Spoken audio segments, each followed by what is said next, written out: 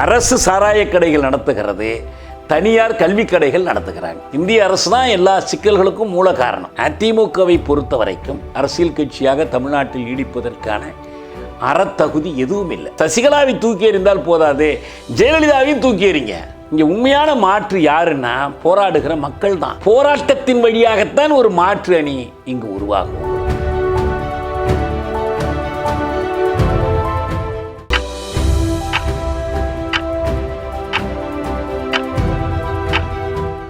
சில நொடிகள் நிகழ்ச்சிக்காக உங்களை வரவேற்பது நான் அர்ச்சனா.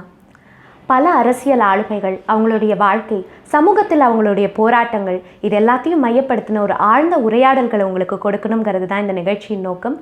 இன்னைக்கு நம்ம சந்திக்க போகிற ஆளுமை தோழர் தியாகு அவர்கள். இன்றைய தமிழக அரசியல் சூழல், சுயாட்சி, தமிழ் தேசியம், இந்த மாதிரியான நிறைய விஷயங்களை ஐயாவோட பேசி நம்ம இன்னைக்கு கலந்துரையாட போகிறோம். நிகழ்ச்சிக்குள்ளே போகலாம். வணக்கம் ஐயா. ஐயா சொல்லுங்க, தமிழ் தேசிய விடுதலை இயக்கம், உங்களுடைய கொள்கை, கோட்பாடு இதெல்லாம் என்ன? அதாவது தமிழ்நாட்டு மக்கள்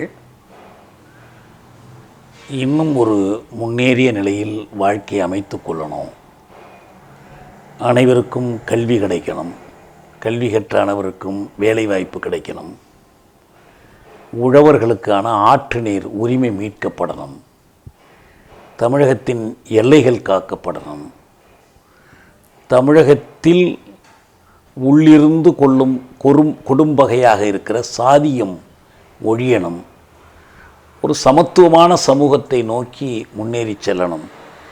இதெல்லாம் செய்யணும்னு சொன்னால் அதற்கான உரிமை தமிழக மக்களுக்கு வேண்டும். தமிழக மக்களுக்கு அந்த அரசியல் உரிமை இல்லாமல், இந்த திட்டங்களை செயல்படுத்துவதற்கான ஒரு அரசியல் அதிகாரத்தை தேர்ந்தெடுக்கிற உரிமை இல்லாமல் இந்த நோக்கங்களை நாம் நிறைவேற்ற முடியாது. என்றுமில்லாத அளவுக்கு உழவர்கள், உலகுக்கு உணவூட்டும் உழவர்கள் தற்கொலை செய்து கொண்டு மடிய வேண்டிய ஒரு நிலை இருக்குது. தேர்வு எழுதப் போகிற மாணவர்களை குற்றவாளிகளைப் போல் சோதிக்கக்கூடிய ஒரு அவலம் இங்கே காணப்படுது. இதில் ஒரு மாற்றம் கொண்டு வருவதற்கு இப்போது இருக்கிற அரசமைப்பினால் இயலவில்லை. தமிழ் சமூகத்திற்குள்ளான மாற்றங்களை இந்த அரசமைப்பின் துணை கொண்டு வர முடியவில்லை, இனியும் முடியாது என்று நாங்கள் நம்புகிறோம். அப்போ தமிழ் தேசிய விடுதலைக்கான ஒரு புரட்சி தேவை. அது உண்மையில் மக்களின் விடுதலையாக இருக்க வேண்டும் என்றால் அது சமூக நீதி சார்ந்த விடுதலையாக இருக்கணும். எனவே தான் நாங்கள் ஒரு தமிழ் தேசிய சமூக நீதி குடியரசை அமைக்க வேண்டும் என்பதை குறிக்கோளாக கொண்டிருக்கிறோம். ஐயா, இன்னைக்கு தமிழ் தேசியத்தை முன்வைக்கிற நிறைய பேர் இரண்டு விஷயங்களை முக்கியமாக சொல்கிறாங்க. ஒன்று தமிழ் தேசியம் வேண்டும் அப்படிங்கிறது, இன்னொன்று சுயாட்சி வேண்டும் அப்படிங்கிறது. இந்த தமிழ் தேசியத்திற்கும் சுயாட்சிக்கும் உள்ள வித்தியாசம் என்ன? இது எங்கே முரண்படுது, எங்கே ஒன்றா சேருதுங்க ஐயா? சுயாட்சி பெற வேண்டும் என்றால் அதற்கான உரிமை நமக்கு வேண்டும். இன்றைக்கி இருக்கிற இந்திய அரசமைப்பு தேசிய இனங்களின் அல்லது இப்போ இருக்கிற அரசியல் மொழி நடையில் மாநிலங்களின் சுயாட்சியை ஒப்புக்கொள்ளவில்லை என்பதால் தான் சுயாட்சி கோரப்படுகிறது. 1961 அறிஞர் அண்ணா அவர்கள் திராவிட முன்னேற்றக் கழகத்தினுடைய தனிநாடு கொள்கையை கைவிட்ட போது அதற்கு ஒரு மாற்றாக மாநில சுயாட்சி என்கிற இலட்சியத்தை அறிவித்தார். மத்தியில் கூட்டாட்சி, மாநிலத்தில் சுயாட்சி என்று கலைஞர் முழக்கம் கொடுத்தார். இந்த மத்தியில் கூட்டாட்சி, மாநிலத்தில் சுயாட்சி எப்படி வரும் என்பதற்கு இந்திய அரசமைப்புக்குட்பட்டு வராது. எனவே அரசமைப்பை ஒன்று அடியோடு கைவிட்டு புதிய அரசமைப்பை உருவாக்க வேண்டும், அல்லது இந்த அரசமைப்பில் பெரும்படியான திருத்தங்கள் செய்ய வேண்டும் என்பதுதான் அவங்க சொல்லக்கூடிய சட்டப்படி காட்டக்கூடிய வழி. மாநில சுயாட்சி எப்படி அமையணும், மத்தியில் கூட்டாட்சி, மாநிலத்தில் சுயாட்சி எப்படி அமைய வேண்டும் என்பதற்காக கலைஞர் ஆட்சியில் இருந்தபோது ராஜமன்னார் குழு அமைக்கப்பட்டு அவர்கள் ஒரு விரிவான அறிக்கை கொடுத்தார்கள். போன்றவர்கள் பெரும் பெரும் நூல்கள் எழுதினாங்க அதை பற்றி. இப்போ என்ன கேள்வின்னா, கலைஞர் ஆட்சியில் இருந்தார், ஆனந்தனுடைய திமுக ஆட்சியில் இருந்தது, முரசொலி மாறன் டெல்லியில் அரசாங்கத்திலேயே இருந்தார். இந்த மாநில சுயாட்சி குறிக்கோளை நோக்கி அவர்கள் எடுத்து வைத்த அடிகள் எத்தனை? இப்போது மாநிலம் வந்து சுயாட்சியில் இருப்பதாகத்தான் சொல்லப்படுகிறது. மாநிலம் தங்களுடைய முடிவுகளை தாங்களே எடுக்க முடியுது, மத்தியிலிருந்து பெருசாக தலையீடுகள் இல்லை அப்படின்னு ஆட்சியில் இருப்பவர்கள் சொல்கிறாங்களே. கல்வி மாநில பட்டியலில் இருந்ததை நெருக்கடி நிலை காலத்தில் பொதுப்பட்டியலுக்கு கொண்டு போனாங்க. இப்போ என்ன இருக்குது? நம்முடைய மாநில கல்வி திட்டத்தின் கீழ் படிக்கிற அந்த மாணவர் அந்த கல்வி திட்டத்திற்கு உட்படாத கேள்வித்தாளை எழுதினால்தான் மேற்படிப்புக்கு போக முடியும் என்று தான் நீட்டு தேர்வை கொண்டு வந்து நுழைச்சிருக்கிறாங்க. மாநில அரசாங்கம் இந்த நீட்டு தேர்வில் எங்களுக்கு விலக்களியுங்கள் என்று ஒரு தீர்மானம் இயற்றி சட்ட திருத்தம் செய்து புதிய சட்ட முன்வடிவை அனுப்பி வைத்தார்கள். இன்று வரை அது ஏற்கப்படலையே. இது ஒரு உதாரணத்திற்காக சொல்கிறேன். காவிரி ஆற்று நீரில் மாநில சுயாட்சி செயல்படுத்தப்படுதா? மாநில அரசிடம் போதிய நிதி கிடையாது. ஏன்னா பெருமளவு வரி வசூலெல்லாம் இந்திய அரசு தான் செய்கிறாங்க. இவங்களுக்கான வரி வருமானம் ரொம்ப குறைவு. ஆனால் நலத்திட்டங்கள் செயல்படுத்த வேண்டிய தேவை இவங்களுக்கு அதிகம், அவங்களுக்கு குறைவு. இவங்க என்ன கேட்டாங்க? எங்களுக்கு ஒரு 39,000 கோடிகள் கொடுங்க, மாநிலத்துக்காக நாங்கள் இதெல்லாம் சரி செய்வதற்கு உழவர்களுக்கு இழப்பீடு கொடுக்கணும். அப்போ இவ்வளவும் இருக்கும்போது இவங்க கேட்குறாங்க 39,000 கோடி கொடுங்கன்ட்டு. அரசு என்ன அறிவிக்குது? இந்திய அரசு 1700 கோடி தர்றோங்கிறாங்க. ஒன்றும் செய்ய முடியாது. அதனால தான் நம்ம சொல்கிறோம், மாநில சுயாட்சி இருப்பதாக சொல்வதெல்லாம் மாயை. ஐயா, இது தொடர்பாக பேசும்போது நீங்கள் சொன்னீங்க, இவங்க கேட்ட நிதியும் சரி, மத்திய அரசாங்கம் கொடுத்த நிதியும் சரி ஒரு போதாத ஒரு நிலையில் தான் இருக்குது அப்படின்னு. அப்போது மாநிலத்தில் ஆள்றவங்க அவங்களுடைய ஆளும் தன்மை வந்து சரியில்லையா? எதனால் இந்த பிரச்சனை வருது? இது ஒரு காரணி. ஆளும் தன்மை சரியில்லை என்பது ஒரு காரணி. சில வழக்குகளை போட்டு இவங்களை அச்சுறுத்தி கொண்டிருக்கிறாங்க. அவங்களும் என்ன பண்ணணும்? ஒரு ஆண்டு நிதிநிலை அறிக்கையை தயாரிக்கணும், பட்ஜெட் வரவு செலவு திட்டம் போடணும்னா வரவு செலவு திட்டம் போடணும். நிதியமைச்சரை கூப்பிட்டு, அதிகாரிகளை கூப்பிட்டு, வரி வசூல் பண்ணுற அதிகாரிகளை கூப்பிட்டு, நமக்கு எவ்வளோ வருமானம் வந்திருக்கு பாருங்கள் தமிழ்நாட்டில் என்ன செல்வம் சேர்ந்துருக்கு, இதை பிரித்து கொடுக்குறோம். இயற்றலும் ஈட்டலும் காத்தலும் காத்த வகுத்தலும் வல்லது அரசு. எதிர்க்கட்சி தலைவர் ஸ்டாலின் ஒரு விஷயம் சொல்லியிருக்கிறாரு. தமிழ்நாட்டினுடைய நிதிநிலை அறிக்கையில் ரொம்ப முக்கியமாக எதுக்காக வைத்திருக்கிறாங்க அப்படின்னாக்கா, இலவசங்களுக்கு மட்டும்தான் வந்து அதிகமான தொகை ஒதுக்கப்பட்டிருக்கு. அப்படி இருக்கும்போது எப்படி வளர்ச்சி நிதிகளை வந்து எதிர்கொள்ள முடியும் அப்படின்னு கேட்டிருக்கிறார். இலவசங்களில் தேவையானவையும் இருக்குது, தேவையற்றவையும் இருக்குது. இப்படின்னு சொன்னால் ஸ்டாலினோட அப்பா இலவச தொலைக்காட்சி பெட்டி கொடுத்தாரே, கலர் டிவி கொடுத்தாரே, வேண்டாங்கிறாரு அவரே இல்லையா? இவங்க மட்டும்தான் இலவசம் கொடுக்குறாங்க, அவங்களாம் இலவசம் கொடுக்கலையா என்ன? இவங்க எல்லோரும் தான் கொடுக்குறாங்க. இப்போ நமக்கு இலவய கல்வி அதுதான் இன்றியமையாது. பெண்கள் கல்விக்கு சைக்கிள் கொடுத்தது அவசியமான ஒன்று, கணினி கொடுப்பது அவசியமான ஒன்று. இதெல்லாம் நம்ம வந்து மறுக்கலை. மருத்துவம் இலவசமாக இருக்கணும். அரசு சாராய கடைகள் நடத்துகிறது, தனியார் கல்வி கடைகள் நடத்துகிறாங்க. இதான் இன்றைக்கி யதார்த்தம். இந்த குறையை தான் நம்ம சொல்கிறோம். ஆனால் அது மட்டுமே காரணம் என்று பார்ப்பது, மாநிலத்திற்கு போதிய வரி வருமானம் இல்லாமல் எல்லாவற்றையும் மைய அரசு கொண்டு போய்விடுகிறது என்பதுதான் உண்மை. ஐயா, உங்களுடைய ஹிஸ்ட்ரி அப்படின்னு பார்த்தா நீங்கள் வந்து ஆரம்பத்தில் ஒரு நக்சல்பார் இயக்கத்தில் இருந்தீங்க அப்படின்னு இருக்கு. இன்றைக்கி நீங்கள் அங்கேருந்து தமிழ் தேசியத்துக்கு அந்த பாதை எப்படி இருந்தது? எதனால் நக்சல்பார் இயக்கத்தில் இருந்தது ஒரு தமிழ் தேசிய இயக்கமாக? நக்சல்பாரிங்கிறது அதனுடைய அதிகாரபூர்வ பேர் இல்லை. உண்மையில் இந்திய கம்யூனிஸ்ட் கட்சி, மார்க்சிஸ்ட் லெனினிஸ்ட் என்பது தான் அதனுடைய பேர். மார்க்சிய லெனினியத்தின் அடிப்படையில் இந்திய சமூகத்தை புரிந்து கொண்டு அந்த இந்திய சமூகத்தில் ஒரு மாற்றம் கொண்டு வருவதற்கான ஒரு புரட்சி. அது மேற்கு வங்காளத்தில் சிலிகுரி பகுதியில், டார்ஜிலிங் மாவட்டம் சிலிகுரி வட்டத்தில் நக்சல்பாரிங்கிற கிராமத்தில் அந்த போராட்டம் தொடங்கிய காரணத்தினால் இதுக்கு அந்த ஒரு பெயர் வந்துடுச்சு. அதுக்கு முன்னாலேயே நான் நாத்திகன், சாதி மறுப்பாளன், அந்த சிந்தனைகள் எல்லாமே உண்டு உங்களுக்கு. ஆனால் சோஷியலிச சமூகம்தான் நமக்கு ஒரு விடியலை தரும், சுரண்டலற்ற ஒரு சமூகம் படைக்கணும், அதுக்கு ஒரு ஆயுத போராட்டம் நடத்த வேண்டும் என்பது அடிப்படையான ஒரு பார்வை. அந்த அடிப்படையில் தான் நாம் அந்த போராட்டத்தில் ஈடுபட்டோம். எங்களுக்கு அதில் தான் நான் தூக்கு கைதியாக இருந்தேன், ஆயுள் கைதியாக இருந்தேன், 15 வருடம் சிறையில் இருந்தேன். ஆனால் உள்ளே உட்காந்து நாம் ஆராய்ந்து பார்க்கிற போது இந்த மாதிரி ஒரு போராட்டத்திற்கு ஒரு உணர்ச்சிகள் மட்டும் போதாது, ஒரு அறிவுத்தளத்தின் மீது நின்று இந்திய சமூகத்தை சரியாக புரிந்து கொண்டு அதன் அடிப்படையில் நம்முடைய திட்டங்கள் கடந்த காலத்தில் வகுக்கப்படாதனால தான் நாம் தோல்வி அடைந்துட்டோம். ஒவ்வொரு தேசிய இனமும் இங்கே ஒடுக்கப்படுகிறது. அப்படி பார்க்கும்போது தில்லிக்காரன் தமிழனை சுரண்டுகிறான், தமிழனை ஒடுக்குகிறான் எனவே அடிப்படையில் ஒரு தேசிய இனம் ஒன்று திரண்டு புரட்சி செய்ய வேண்டும் என்றால் அது தன் மீதான ஒடுக்குமுறையை எதிர்க்காமல் மற்ற ஒடுக்குமுறைகளை எதிர்க்க முடியாது. இப்போ தமிழ் சமூகத்திற்குள் இருக்கிற அடிமைத்தனங்களை போக்க வேண்டும் என்றால் தமிழ் சமூகத்தின் அடிமைத்தனத்தை எதிர்த்து போராடணும். அந்த புரிதல் வந்ததுனால தான் தமிழ் தேசியம் என்ற கருத்தியலுக்கு வந்து சேர்ந்திருக்கும். இந்தியா மாதிரியான ஒரு கூட்டாட்சி கொள்கை உள்ள நாட்டில் கம்யூனிசம்ங்கிறது சாத்தியமா? ஏற்கனவே இந்த நாட்டில் கம்யூனிச கொள்கைகள் உள்ள கட்சிகள் இருக்காங்க. அந்த கட்சிகளுடைய செயல்பாடு எப்படி இருக்குன்னு நினைக்கிறீங்க? அது வந்து ஒரு தமிழ் தேசியத்தை உருவாக்குறதுக்கோ இல்லை இந்த நாட்டை வந்து வளர்ச்சி பாதையில் கொண்டு போகிறதுக்குமான முயற்சிகள் செய்கிறாங்களா அவங்க? இந்திய அரசமைப்பு சட்டம் இந்தியாவை ஒரு குடியரசாக அறிவிக்கிறது. அரசமைப்பு சட்டத்தினுடைய முகப்புரையை எடுத்து பார்த்தீங்கன்னா இது ஜனநாயக சோஷலிச மதச்சார்பற்ற குடியரசு அப்படி தான் அதில் அறிவிச்சிருக்காங்க. அதனால் இந்தியாவில் சோஷலிசம் பேசுகிறதுலாம் ஒன்றும் குறைச்ச கிடையாது. சோஷலிசம் என்று அறிவித்து கொள்றதுலாம் இது உலகத்துக்கு பொருந்தும் எங்கள் நாட்டுக்கு பொருந்தாதுன்னு சொன்னால் இதெல்லாம் செஞ்சுருக்க மாட்டாங்க. ஆனால் இங்கே என்ன முக்கியம் என்றால் இது எழுத்தளவிலும் ஏட்டளவிலும் சொல்லளவிலும் இருக்கிற ஒன்றை செயலளவில் கொண்டு வர வேண்டும் என்று சொன்னால் எங்கிருந்து தொடங்குவது? இந்திய பூட்டு என்பதற்கு இரட்டை சாவிகள் உண்டு. அதை நம்ம கண்டெடுக்கணும். அப்போ தான் அதை புரட்சி சோஷலிசத்தை நோக்கி நாம் முன்னேற முடியும். ஒன்று என்னென்னா இதற்கான ஒரு திறவுகோல் என்பது இந்திய சமூகம் சாதி சமூகமாக இருக்கிறது. இரண்டாவது, இந்திய சமூகம் தேசிய இனங்களை ஒடுக்குகிற ஆதிக்க சமூகமாக இருக்கிறது.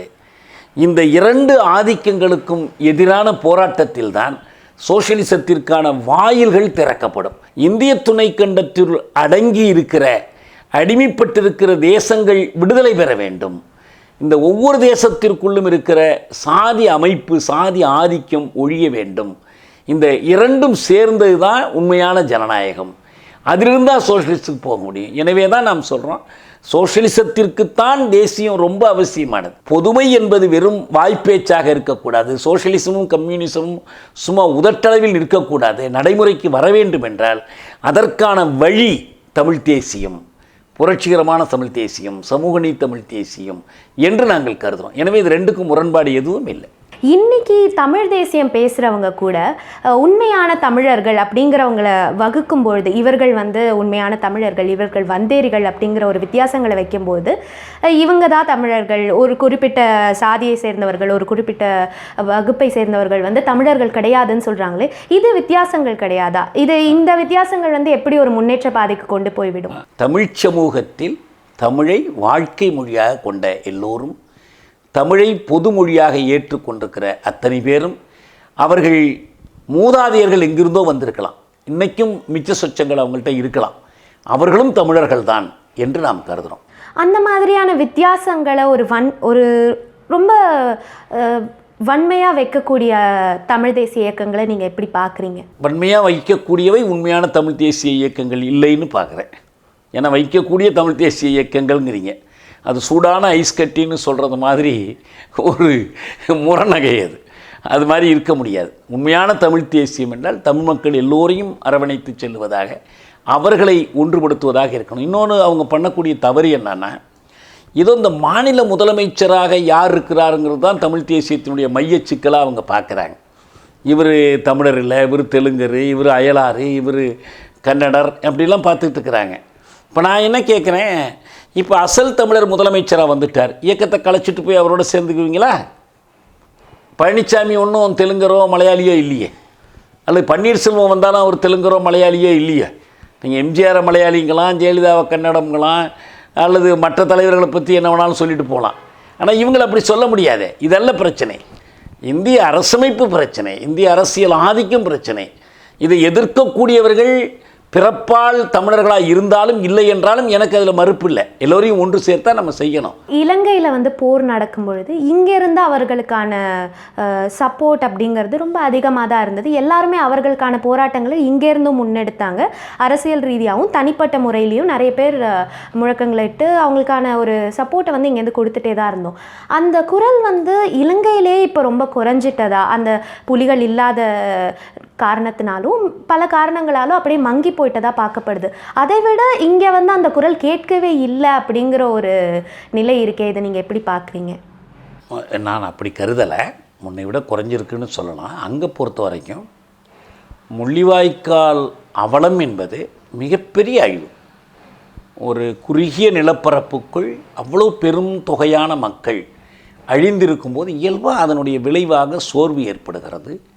அதனால் அவர்களுக்கு போராட்டத்தின் மீது நம்பிக்கை குறைகிறது. ஏன்னா அவ்வளோ பெரிய ஒரு தோல்வி அது. அதை நம்ம சாதாரண பின்னடைவுன்னெல்லாம் நான் பார்க்கலை. ஒரு மிகப்பெரிய தோல்வி ஏற்பட்டிருக்கு. எல்லாத்த விட மக்கள் அழிந்திருக்கிறாங்க. இவ்வளோ பெரிய அழிவுக்கு பிறகு ஒரு இனம் அதே ஊக்கத்தோடு அதே சோர்வில்லாமல் இருக்கும்னு எதிர்பார்க்க முடியாது. ஆனால் ஒன்று உண்மைன்னா, ஒரு பெரிய புயலில் குருவி கூடுகளெல்லாம் அழிஞ்சு போகுது. ஆனால் குருவிகள் மாநாடு கூட்டி இனி கூடு கட்டுவதில்லை என்ற முடிவுக்கு வர்றதில்லை. அதுபோல் அதுக்கு இருக்கிற அந்த அறிவு மனிதர்களுக்கு இருக்குது. குருவிக்கு ஒரு கூடு வேண்டும் என்றால் இனத்திற்கு ஒரு நாடு வேண்டும். அவர்கள் இன்றைக்கி வீடு இழந்தார்கள். நாட்டை இழந்ததால் வீட்டை இழந்தார்கள். நாடு கிடைச்சா வீடு கிடைச்சோம். எனவே வீட்டை கொடுத்து நாட்டுக்கு ஈடு கட்ட முடியாது. அப்போ ஒரு நாடு வேண்டும் என்பதற்கான அந்த பெரு விருப்பம், தமிழ் தேசிய பெரு விருப்பம் என்பது இன்றைக்கும் இருக்குது. அதனுடைய விளைவு தான் இப்போ இந்த கடந்த 8 ஆண்டுகளில் இந்த நிலைமையில் ஒரு மாற்றம் ஏற்பட்டிருக்கு. இன்றைக்கி தமிழீழத்தினுடைய பல பகுதிகளில் போராட்டங்கள் நடந்துக்கிட்டு இருக்கு. மக்கள் வாக்களித்து தங்களுக்கான ஒரு நாடு கடந்த தமிழ் அரசாங்கத்தையே தோற்றுவித்திருக்கிறாங்க. அதனுடைய விளைவு தான் ஐக்கிய நாடுகள் அமைப்பில் மனித உரிமை மன்றத்தில் இந்த முள்ளிவாய்க்கால் பேரவலத்திற்கு அடுத்த சில நாட்களில் 2009 மே 27 மனித உரிமை மன்றத்தில் இலங்கையை பாராட்டி ஒரு தீர்மானம் இயற்றப்பட்டது. அதே மனித உரிமை மன்றம் இப்போ அண்மை காலத்தில் 2015 இலங்கை இராணுவம் இழைத்த குற்றங்களை சான்றுகளோடு ஒரு அறிக்கையாக வெளியிட்டிருக்கு. இப்போ இலங்கை ஒரு நெருக்கடிக்கு ஆளாகி இருக்குது. வல்லரசுகள் தங்களுடைய புவிசார் நலனுக்காக அதை பாதுகாக்க முற்படுகிறார்கள்.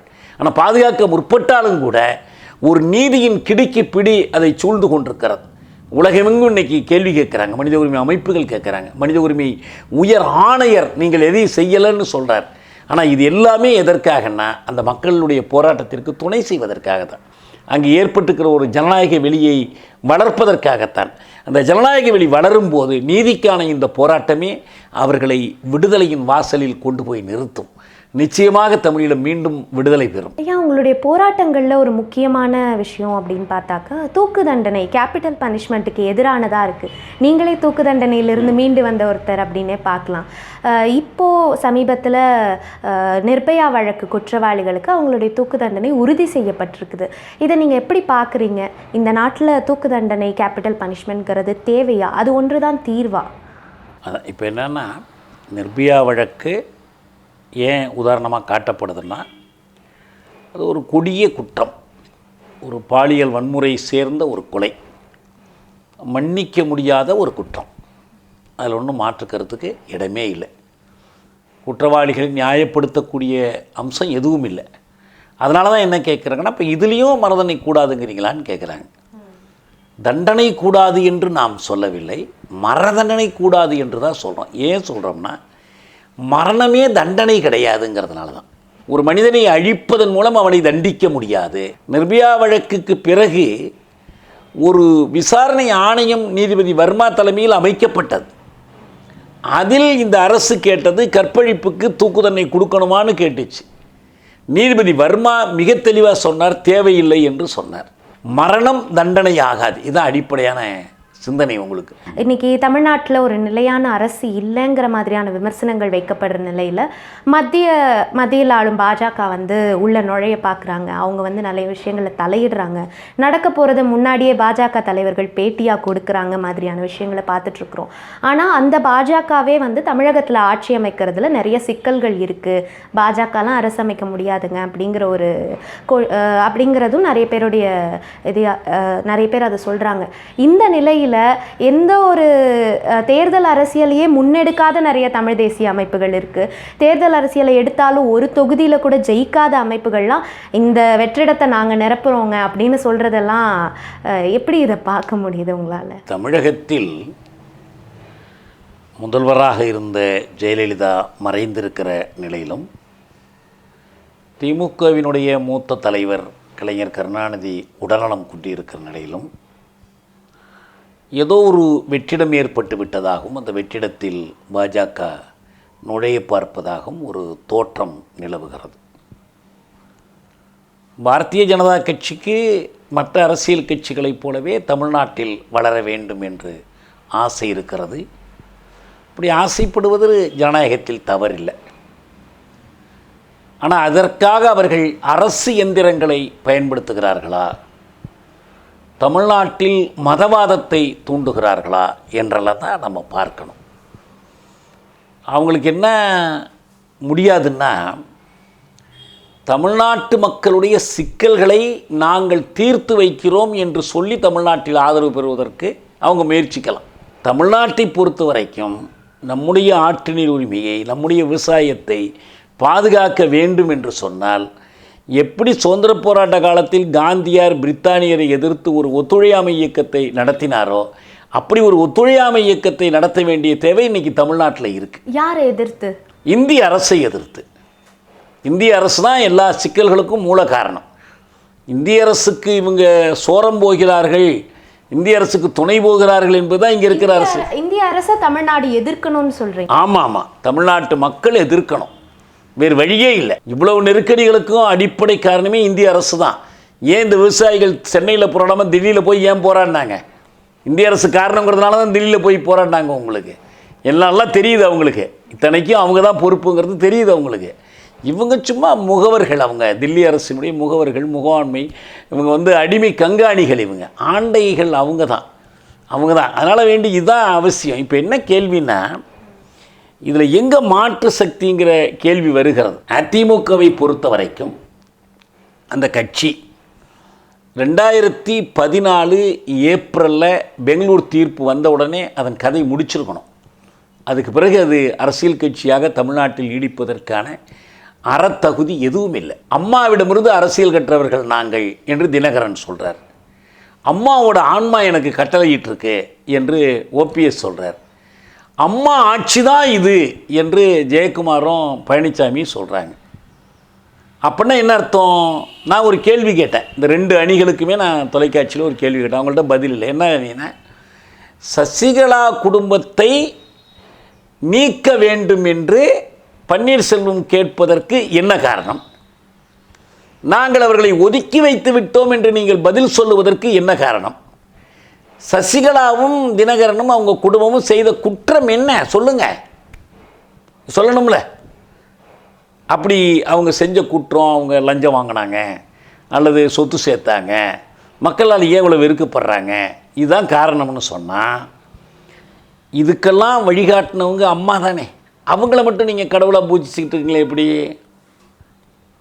அவங்க போயஸ் தோட்டத்தில் உட்கார்ந்து கொண்டு இந்த அடிவரடிகளை துணைக்கு வைத்து கொண்டு பொது பணத்தை கொள்ளையடித்து, அந்த கொள்ளையடித்த பணத்தை உப்புமா கம்பெனிகளில் முதலீடு செய்வதற்கு சதி ஆலோசனை செய்து கொண்டிருந்தார்கள். இது உச்சநீதிமன்ற நீதிபதிகள் வெளிப்படையாக சொல்கிறாங்க. அவங்க தீர்ப்பில் அமிதாவ் ராய், பிரணாக்கி முகர்ஜி வெளிப்படையாக சொல்கிறாங்க, இந்த குற்றச்சாட்டை சொல்கிறாங்க. நீங்கள் இதற்கு மேல் உங்களுக்கு இதில் நம்பிக்கை இல்லை, உச்சநீதிமன்ற தீர்ப்பை நீங்கள் நம்பலை, இதை நாங்கள் ஏற்றுக்கொள்ள முடியாது, எங்கள் அம்மா பரிசுத்தமானவர்கள் அப்படின்னு நீங்கள் சொன்னீங்கன்னா மக்கள்கிட்ட போய் அதுக்கு எதிராக பேசுங்க. ஏன்னா நீதிமன்றங்கள் எதுவும் இல்லை மேல்முறையீட்டுக்கு. இனிமேல் ஒரே ஒரு மன்றம் தான், மக்கள் மன்றம் தான்.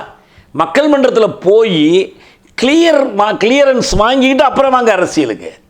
இல்லைன்னா என்ன செய்யுங்க, சசிகலாவை தூக்கி எறிந்தால் போதாது, ஜெயலலிதாவையும் தூக்கி எறிங்க. உண்மையில் நீங்கள் மாற்று பற்றி இப்போ யோசிக்கணும்னா என்னென்னா, அதிமுகவுக்கு இந்த அணிக்கு அந்த அணியோ, அல்லது அதிமுகவுக்கு திமுகவோ, அல்லது இந்த கட்சிகளுக்கு காங்கிரஸோ, இதெல்லாம் மாற்று இல்லை. ஏன்னா இவர்கள் எல்லோருமே இந்திய அரசமைப்புக்கு உட்பட்டு இந்த தேர்தல் அரசியலில், வாக்கு பொறுக்குகிற அரசியலில் இவங்க சந்தர்ப்பவாத கூட்டணிகளை சேர்ந்து கொண்டு ஆட்சியை பிடித்து அடுத்த தேர்தலுக்கு காசு சேர்ப்பதற்காக காத்திருக்கிறவங்க. இவங்களை நம்பியெல்லாம் ஒன்றுமே செய்ய முடியாது. இங்கே உண்மையான மாற்று யாருன்னா போராடுகிற மக்கள் தான். போராட்டத்தின் வழியாகத்தான் ஒரு மாற்று அணி இங்கு உருவாகும். உங்களுக்கு இதை கொண்டு போய் வாக்குச்சாவடிகளில் வீணடிக்கிறவர்களோடு நமக்கு உடன்பாடு இல்லை. அது போய் நீங்கள் இதை தமிழ் தேசியத்தில் எனக்கு ஓட்டு போடுன்னா, இந்திய அரசமைப்புக்கு உட்பட்டு நடப்பதற்கு உனக்கு ஓட்டு போட்டேன்னா அவனுக்கு ஓட்டு போட்டேன்னா அது ஒன்றும் தேவை கிடையாது. அது வீணடிக்கிறாங்க, தவறான மயக்கத்தை உண்டு பண்ணுறாங்க. நாங்கள் மாற்று என்று சொல்வது, தேர்தல் பாதையில் போகிற எந்த தமிழ் தேசிய அமைப்பையும் நீங்கள் ஆதரிக்கலையா? தேர்தல் அவங்க தமிழ் தேசிய அமைப்பு போராட வரும்போது ஆதரிக்கிறோம், தேர்தலுக்கு போகும்போது ஆதரிக்க மாட்டோம். அவங்களே போராட வந்தால் நல்லது, மகிழ்ச்சி. அவங்க பின்னால் இருக்கிற மக்களும் போராட்டத்தினால தான் ஒரு மாற்றம் உருவாகும். போராட்டத்தினால் மட்டும்தான், வேறு எந்த வழியுமே இல்லை இதில். எனவே போராடுகிற அணிதான் இந்த எல்லா சக்திகளையும் எதிர்த்து ஒரு மாற்றை உருவாக்க முடியும். ஒரு தமிழ் தேசிய மாற்று என்பது தேர்தல் வழியாகவோ ஓட்டு போடுவதன் வழியாகவோ கூட்டணி அமைப்பதன் வழியாகவோ வராது. கூட்டு போராட்டங்களின் மூலமாகத்தான் வர முடியும். அப்படி வரும் என்று உறுதியாக நான் நம்புகிறோம். அதுக்கு அண்மை கால தமிழக வரலாறு அதற்கு தான் சான்றாக இருக்குது. ரொம்ப நன்றி ஐயா. இவ்வளவு நேரம் எங்களுக்காக நேரம் செலவழித்து தமிழக அரசியல் சூழல்லேருந்து சோஷியலிசத்திலேருந்து தமிழ் தேசியம் வரைக்கும் எல்லாத்தையுமே பேசிட்டோம். ரொம்ப ஆழ்ந்த ஒரு நேர்காணலாக நேர்களுக்கும் இருக்குன்றதை நம்புகிறோம். ரொம்ப நன்றி. என் வாய்ப்புக்கு நன்றி, வணக்கம். இதே மாதிரியான இன்னொரு ஆளுமையுடன் உங்களை சந்திக்கிறேன். நன்றி. பிஹைண்ட் வுட்ஸ் கோல்ட் மெடல், அதாவது இப்போ ரீசெண்ட் டைமில் one of the best set of awards பிஹைண்ட் வுட்ஸில் ஃபார் த நம்ம இண்டஸ்ட்ரிக்கு, எங்களோட இண்டஸ்ட்ரிக்கு கொடுத்துட்டு இருக்காங்க. ஸோ இது ரொம்ப அற்புதமாக, ரொம்ப அழகாக நடத்திட்டு இருக்கிற பிஹைண்ட் வுட்ஸுக்கு முதல்ல என்னுடைய வாழ்த்துக்கள். June 11th Behindwoods is going bigger, ஒரு 2.0 வெர்ஷன் சொல்லணும். இந்த அவார்ட்ஸோட 2.0 வெர்ஷன் சென்னை ட்ரேட் சென்டரில் it's gonna happen for the first time. It's getting bigger and bigger. Just want to wish Behindwoods all the very best. இது வரைக்கும் என்னோடய படம் எதுவுமே செலக்ட் ஆனது கிடையாது. பட் இருந்தாலும் என்னுடைய வாழ்த்துக்கள் நான் சொல்லிக்கிறேன். நான் அவார்ட்ஸுக்கு என்னோடய படங்களுக்கும் சம்மந்தமே கிடையாதுங்கிறது எனக்கே தெரியும். ஸோ இந்த award winners and the jury team and behind Woods team எல்லாருக்குமே என்னுடைய மனமார்ந்த வாழ்த்துக்களை தெரிவிச்சுக்கிறேன். It's gonna happen June 11th at Chennai Trade Center.